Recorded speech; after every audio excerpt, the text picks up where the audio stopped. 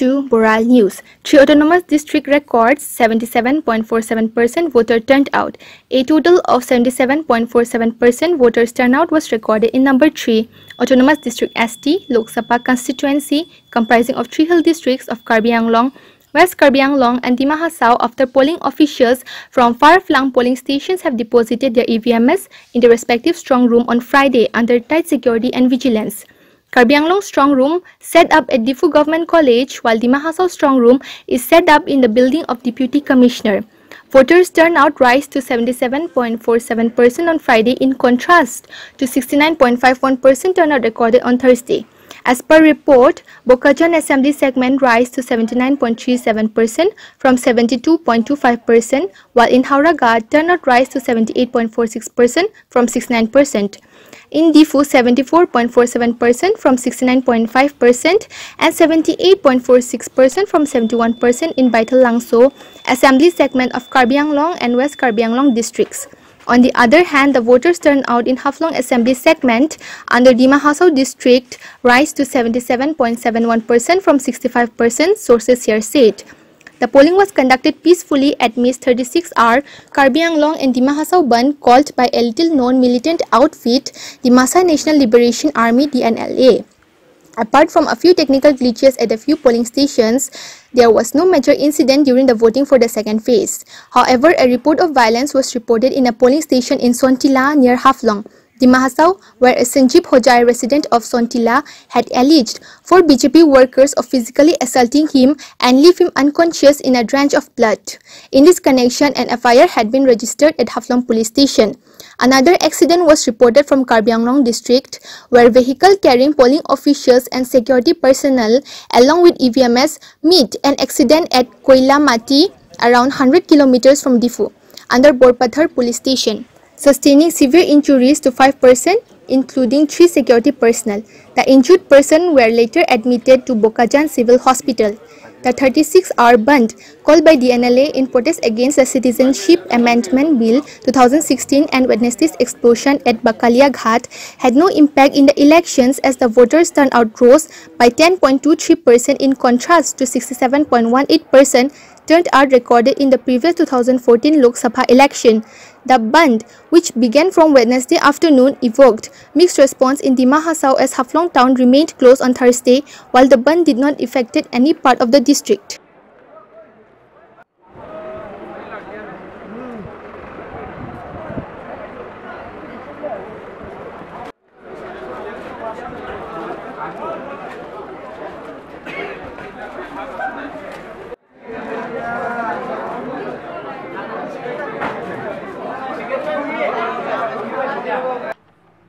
Election তো আমাৰ ইয়াত ভালে কোখলে হৈ গ'ল, কোনো ইনসিডেন্ট তেনেকুৱা হোৱা নাই। আৰু আমাৰ একচুয়ালি জিনাম ভেলি বুলি এটুকুৰা জেগা আছে, তাৰ পৰা পাৰ্টি আহোঁতে বহুত দেৰি হয়।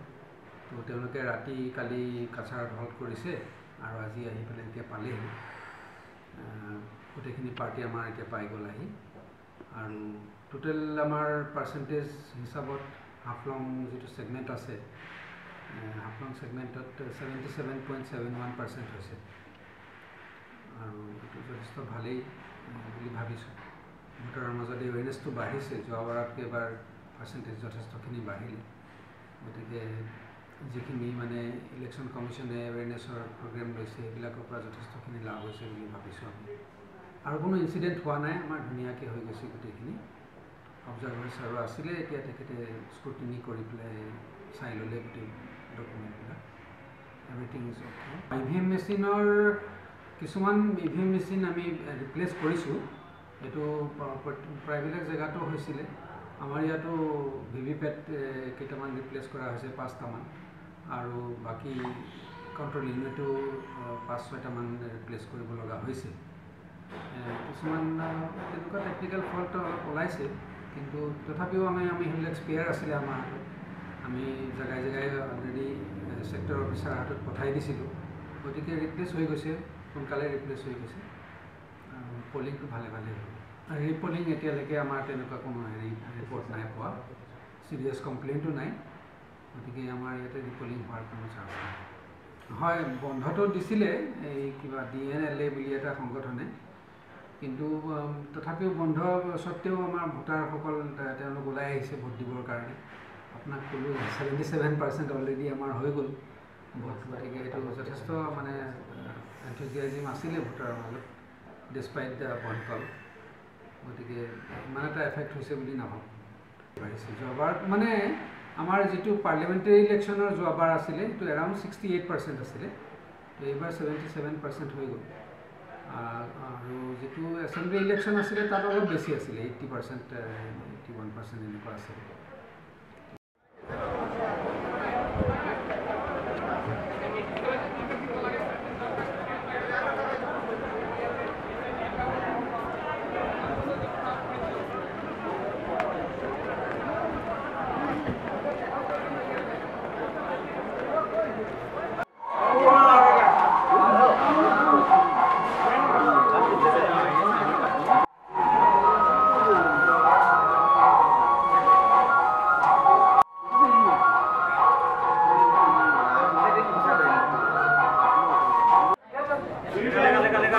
एक साथ ले जाएगा